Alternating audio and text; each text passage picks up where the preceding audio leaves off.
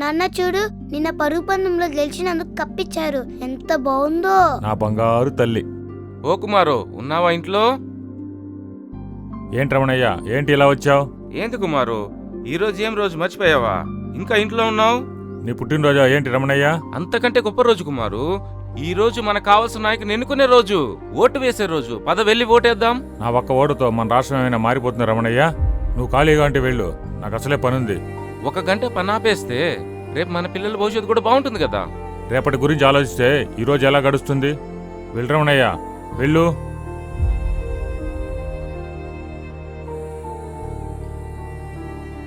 నువ్వు చెప్పు తల్లి. నీళ్ళందరూ ఒక ఓటు వల్ల ఏమైతుంది అనుకుంటే మనం ఒక మంచి నాయకుడిని ఎన్నుకోలేం నాన్న. ఒక్క అడుగుతోనే నేను పరుగు పందెం గెలిచాను నాన్న. నీ ఒక్క ఓటు కూడా గెలుపు ఓటమి నిర్ణయిస్తుంది. ఒక్క ఓటు నిర్లక్ష్యమైన ప్రజాస్వామ్యానికి చాలా ప్రమాదకరం నాన్న. ఆగు రమణయ్య.